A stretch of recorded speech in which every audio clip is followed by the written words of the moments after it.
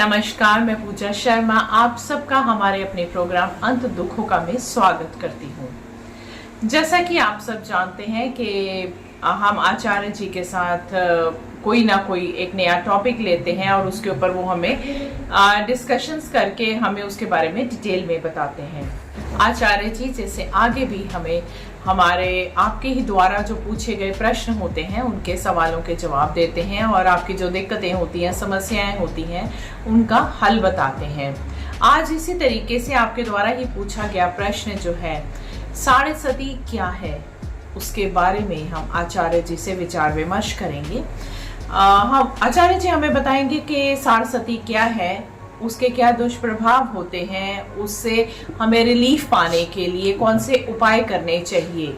हमारे साथ आज मौजूद हैं फिर से आचार्य मुनीश शर्मा जी, जो कि विश्वविख्यात कुंडली और वास्तु के विशेषज्ञ हैं। नमस्कार आचार्य जी, आपका स्वागत है हमारे प्रोग्राम अंत दुखों का में। सबसे पहले आचार्य जी आप हमारे दर्शकों को ये बताइए कि साढ़े सती क्या है और ये हमारी जीवन को, दिनचर्या को किस प्रकार से प्रभावित करती है। जरूर बताएंगे जी। ऐसा है बेटा, साढ़े सती क्या है, जब भी शनिदेव हमारी चंद्र राशि के ऊपर अपना भ्रमण करते हैं, उसके ऊपर आते हैं, तब साढ़े सती हमारी लाइफ में इम्पैक्ट डालती है। तो ये कैसे होती है मैं आपको एग्जाम्पल के तौर पे बताता हूँ। जैसे कि किसी की मेष राशि है, तो जब भी शनिदेव मीन राशि में जाएंगे तो जो साढ़े सती है वो स्टार्ट हो जाएगी, उसका पहला चरण स्टार्ट हो जाएगा। फिर उसके बाद ये जब मेष राशि में दोबारा प्रवेश करेंगे 2.5 साल के बाद, तो ये दूसरा चरण होता है जी। और इसी प्रकार जो तीसरा चरण होता है, ये मेष राशि के अगले मतलब वृषभ राशि में जब ये भ्रमण करेंगे तो ये तीसरा चरण होगा। और इनके 2.5 साल के, क्योंकि ये 2.5 साल का जो एक अरसा या जो एक पीरियड, टाइम पीरियड होता है, ये एक राशि में लगाते हैं। इसीलिए जब तीनों राशियों को हम प्लस करके आपको बताते हैं तो 2.5 साल इंटू 3 वो 7.5 बन जाता है। तो 7.5 कहने का मतलब ये होता है, इसको तभी साढ़े सती बोलते हैं कि 7.5 साल का जो पीरियड है जी, वही साढ़े सती है। अच्छा। और ये हमेशा हर किसी इंसान के 22 साल के बाद, 22.5 साल के बाद आती ही आती है। तो जैसे अब किसी की अगर साढ़े सती समाप्त हुई है सन 2024 में खत्म हुई है किसी, तो उसके बाद 22 साल 6 महीने के बाद दोबारा साढ़े सती लगने के योग बन जाते हैं, क्योंकि शनि फिर उस पोजीशन में 30 साल के बाद, क्योंकि वहीं पे आते हैं, भ्रमण करते हैं, तो 30 साल का तो पूरा कैलकुलेट हो जाता है कि पूरे के पूरी 12 राशियों के चक्कर वो करते हैं। लेकिन जब साढ़े सती साल मतलब 7.5 साल जब हम उनमें से निकाल देते हैं तो वो फिर 22.5 साल के बाद आपको दोबारा आपका मतलब आपको चक्कर में फिर से साढ़े सती के चक्कर में आपको पड़ना पड़ सकता है। मैं आपको ये भी बताना चाहूंगा कि साढ़े सती खराब या फिर अच्छी किसकी रह सकती है, ये भी आप समझ लीजिए। जी जी बताइए। तो क्या होता है, जब भी साढ़े सती में हमने जो भी कर्म किए होते हैं पिछले इस अरसे में, जैसे 22.5 साल में हमने जो भी किया हुआ है, वो इस पीरियड के दौरान शनि क्योंकि न्याय प्रिय है, न्याय के देवता हैं, तो ये अपने ही टाइम में, अपने टाइम पीरियड में ये आपको सभी के सभी वो रिजल्ट या वो वाले फल दे देते हैं जो आपने पीछे किया होगा। तो ये क्योंकि न्याय प्रिय है, ये हमेशा न्याय करते हैं। अगर आपने कुछ गलत किया होगा पिछले 22-22.5 साल में, तो आपको ये दिक्कत दे सकते हैं। हाँ, मैं आपको ये भी बता देता हूँ, क्योंकि साढ़े सती है तो साढ़े सती से कुछ ना कुछ निजात पाने के लिए भी कुछ ना कुछ रेमेडीज तो करनी ही होती हैं। अदरवाइज क्या होगा कि आप ऐसा तो टाइम 7.5 साल आप ऐसे तो निकाल नहीं सकते हैं, उसमें कोई ना कोई दिक्कत आती रहती है। कई बार तो कईयों को हेल्थ इश्यूज आते हैं, कईयों के एक्सीडेंट हो जाते हैं, फाइनेंशियल लॉस बहुत ज्यादा कईयों का होता है, मेंटल स्ट्रेस बहुत ज्यादा रहती है, घर में प्रॉब्लम आ जाती है। तो ऐसी सारी की सारी चीजें साढ़े सती के दौरान आ जाती हैं। अगर आपने किसी का नुकसान किया होगा तो आपको फाइनेंशियल लॉस भी होगा। हेल्थ इश्यूज इसलिए आते हैं क्योंकि कई बार प्रिय राशि जो होती है वो नहीं होती है शनिदेव की। तो जो प्रिय राशि है उनकी, वो तो आप ये मान लीजिए कि हमारी वृषभ राशि उनकी प्रिय राशि है, उसमें कोई दिक्कत ज्यादा नहीं आती है। और मिथुन राशि भी उनके लिए अच्छी है, कन्या राशि भी अच्छी है, तुला भी अच्छी है। और इसके बाद अगर बात करेंगे तो शनिदेव अपनी ही 2 राशि कुंभ और मकर, ये दोनों राशियों में भी बहुत ज्यादा नुकसान नहीं देते हैं। और इसके अलावा जो कर्क राशि सबसे खतरनाक राशि मानते हैं हम इसको, तो कर्क राशि में कई बार शनिदेव की अगर 7.5 आपको चली है तो हेल्थ इश्यूज बहुत ज्यादा आ जाते हैं समटाइम्स, और कई बार तो दिमाग के ऊपर बहुत ज्यादा अटैक हो जाता है, क्योंकि शनि जो है चंद्रमा के कहीं ना कहीं जो चंद्रमा के साथ उनकी नहीं बनती है, क्योंकि चंद्रमा पानी है, हमारे मन का कारक है। तो यहाँ पर हमारा मन कई बार बहुत ज्यादा डिस्टर्ब हो जाता है, बहुत ज्यादा परेशानी में जो इंसान जिसकी 7.5 चल रही होगी उसको रहना पड़ सकता है।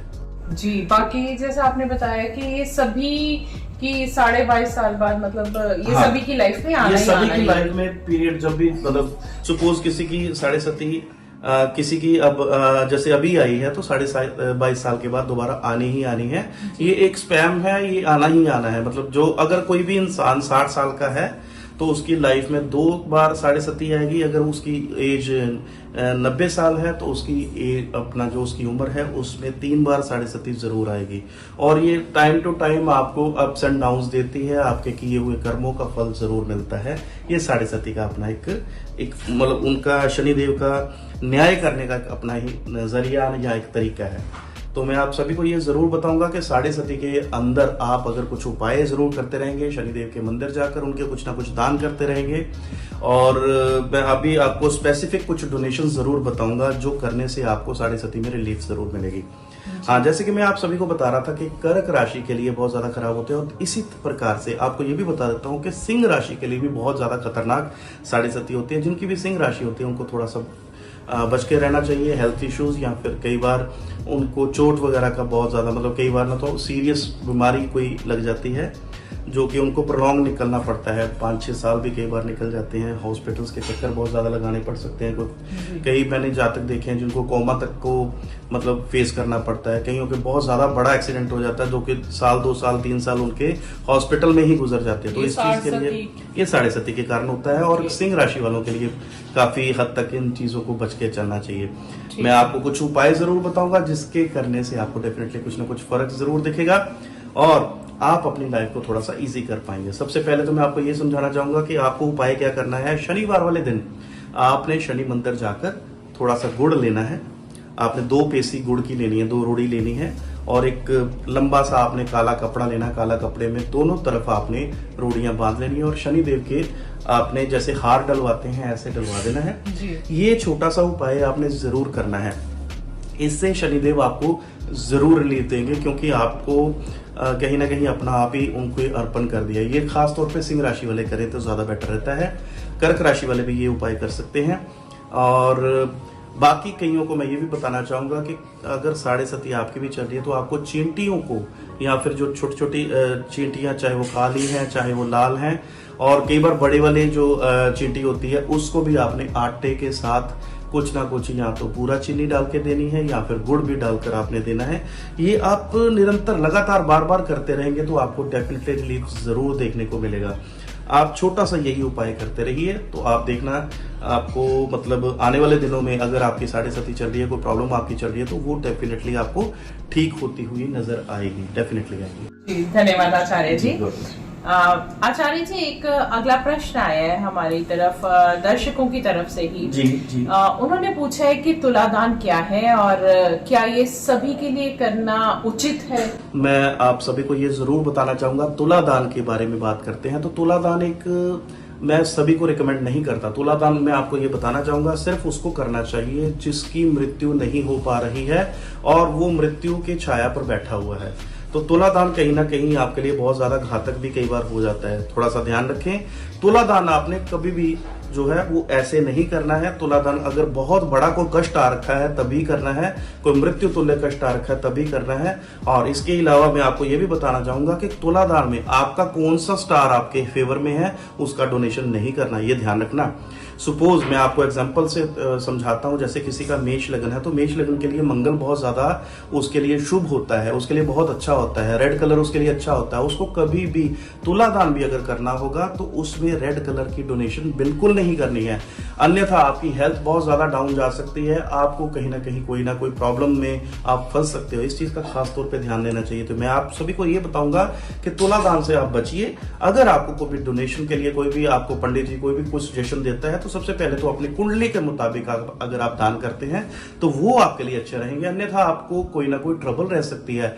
मैंने कई बार देखा है, आप सुनते होंगे कि लोग ना जब भी उनका बर्थडे आता है तो बर्थडे के ऊपर तुला दान कर देते हैं, कई बार दान कर देते हैं, तुला दान कर उनमें सारा कुछ वो सब कुछ ले लेते हैं। जैसे उन्होंने सभी दालें ले लेनी है, चने की दाल भी है, माँ की दाल भी है, उड़द साबुत जिसको बोलते हैं, मूंगी साबुत भी है, सतनाजा बना लेते हैं। तो इस चीज को भी ध्यान रखना है कि आपका जो भी लग्नेश है या आपके जो लग्नेश के मित्र हैं, जैसे कि मेष राशि की ही एग्जांपल आपको लेकर चलूंगा। मेष राशि में आप ये मानकर चलिए 1, 5 और 9 के जो स्वामी हैं वो बन जाते हैं मंगल, उसके बाद सूर्य और साथ में गुरु। तो आपने रेड कलर का, साथ में जैसे कनक का या फिर साथ में पीली चीजों का डोनेशन कभी नहीं करना, इस चीज का ध्यान रखना, अन्यथा आपकी हेल्थ, आपकी जो आपकी फेट है जिसको आप लक बोलते हैं वो भी डाउन जा सकती है। आपके जो जैसे कई बार काम रुकते हैं तो और ज्यादा रुक सकते हैं, नुकसान आपका और ज्यादा बढ़ सकता है। तो कृपया इस चीज का ध्यान रखें। जब भी पंडित जी से पूजा करवाते हैं अपने जन्मदिन के ऊपर तो पूजा जरूर करवाइए, नवग्रह पूजन जरूर करवाना चाहिए, लेकिन नवग्रह पूजन के साथ साथ आपने सिर्फ डोनेशन अपने मार्केश की देनी है, आपने उस ग्रह की देनी है जो आप पे फेवरेबल नहीं है, अन्यथा आपको नुकसान झेलना पड़ सकता है। धन्यवाद आचार्य जी। God bless. आचार्य जी, एक सतनाजे का भी सभी लोग दान करते हैं जी, सतनाजा के बारे में मैंने देखा है, वो बिना छत पे डालते हैं, छत पे डाल देते हैं बिना पूछे किसी को, मतलब ऐसे ही मैं आई सीन दिस कई बार ऐसे देखा है। तो मैं आप सभी को, दर्शकों को ये बताना चाहूंगा कि सतनाजा भी आपको ध्यान रखना, जैसे कि मैंने अभी आपको समझाया है, सतनाजे का दान भी या जिसको पक्षियों को डालना होता है वो ऐसे मत डाला करो। अगर आपके लगन के मुताबिक जो भी आपके स्टार्स खराब हैं उसको आप पक्षियों को डाल सकते हैं, लेकिन छत पे मत डालें। छत पे डालने से आपका नुकसान हो सकता है। कई बार बुध जो हमारे पक्षी होते हैं वो भी बुध होता है, और छत जो होती है हमारा 12th हाउस होता है, 12वां घर होता है हमारे घर का। अगर हमारे पक्षी वहां पर आना स्टार्ट कर देंगे तो क्या होता है कि आप लोग अकेला रहना स्टार्ट कर दोगे। कहते हैं जेल खाना, पागल खाना या वीराना। तो जो भी इंसान पक्षियों को अपने छत पर ये सतनाजा या फिर कुछ भी डालता है तो उनको ये नुकसान झेलने पड़ सकते हैं। वो अकेला अकेला रहना पसंद करेंगे, थोड़ा सा उनको मेंटल स्ट्रेस ज्यादा रह सकती है, कल को आपको कोई प्रॉब्लम आ सकती है। तो इस चीज का खास तौर पे ध्यान रखें। जब भी आपने पक्षियों को कुछ डालना है तो ध्यान रखो कि वो कहीं ना कहीं पार्क में या खुले मैदान में डालें, अन्यथा आपका नुकसान हो सकता है। तो इस चीज का ध्यान रखें। और सतनाजा तो बिल्कुल ना डालें। अगर आपने पक्षियों को डालना है तो आप सिर्फ और सिर्फ मूंगी साबुत डाल सकते हैं, वो भी वो लोग जिनके लिए जो बुध है बहुत ज्यादा अच्छा परफॉर्म नहीं कर पा रहे हैं, उनके चार्ट में बुध कहीं ना कहीं खराब है। अगर आपके चार्ट में बुध अच्छे हैं और आपने बुध का दान कर दिया तो आपका फायदे की बजाय आपका नुकसान हो सकता है। इसलिए मैं आप सभी को ये बताना चाहूंगा कि कभी भी सतनाजा आपने दान नहीं करना। अपने कुंडली के मुताबिक ही आप अगर दान करेंगे, डोनेशन करेंगे तो आपको अच्छे रिजल्ट्स मिलेंगे, अन्यथा आप हमेशा परेशान रहेंगे, प्रॉब्लम में रहेंगे। तो मैं आप सभी को ये रिक्वेस्ट जरूर करूंगा कि आप कॉल करके जरूर पूछ लिया करो अपनी कुंडली के बारे में। अगर आपकी कुंडली में कोई लिखा हुआ है कि ये दान नहीं करना है तो उसको प्लीज समझकर आप करेंगे, सूझबूझ कर करेंगे तो आपको फायदे होंगे, अन्यथा आप नुकसान में रहेंगे। जी धन्यवाद आचार्य जी। अब सभी दर्शकों को इसके बारे में जानकारी मिल गई होगी कि हम दान तो अपने फायदे के लिए करते हैं, लेकिन दान भी रैंडमली ऐसी कुछ भी चीज जो है वो दान नहीं करनी है। हमें दान अपनी कुंडली के मुताबिक, जैसा कि आचार्य जी ने बताया कि कुंडली के मुताबिक ही हमें दान करना चाहिए, अदरवाइज हमें बेनिफिट मिलने की बजाय उसके साइड इफेक्ट्स होने शुरू हो जाएंगे। तो इसलिए मैं भी सबको यही सलाह देती हूँ कि कभी भी किसी को कोई दिक्कत हो अपनी कुंडली प्लीज कंसल्ट करके ही कोई उपाय कीजिए या कोई दान कीजिए, अदरवाइज जो है प्लीज ऐसे मत कीजिए, इसके क्या आपको बहुत सारे नुकसान हो सकते हैं। धन्यवाद आचार्य जी, शुक्रिया। इतनी महत्वपूर्ण जानकारियां हमारे साथ आज शेयर करने के लिए। जैसा कि सबकी समस्या थी साढ़े के बारे में, उसके बारे में आचार्य जी ने आज बहुत ज्यादा हमें ज्ञान दिया है, उसके बहुत ज्यादा रोशनी डाली है कि साढ़े क्या है। उसके उपाय मुझे उम्मीद है कि जो आचार्य जी ने बताए हैं उसके बारे में आप सब सोचेंगे और वो उपाय करके आपको उससे थोड़ा रिलीफ भी मिलेगा। इसी तरीके से आप किसी भी तरीके की समस्याएं आपकी जो हैं और कुंडली के रिगार्डिंग, वास्तु के रिगार्डिंग या फिर न्यूमरोलॉजी के रिगार्डिंग आप हमें कभी भी कॉल कर सकते हैं। हमारा कॉन्टैक्ट नंबर है जो स्क्रीन पर डिस्प्ले हो रहा होगा, वो नोट कर लीजिए। आप हमसे कभी भी बेझिझक कांटेक्ट कर सकते हैं अपनी समस्याओं के निवारण के लिए। कभी भी कॉल करके आप हमसे पूछ सकते हैं या अपनी डिटेल व्हाट्सएप पे शेयर कर सकते हैं। धन्यवाद।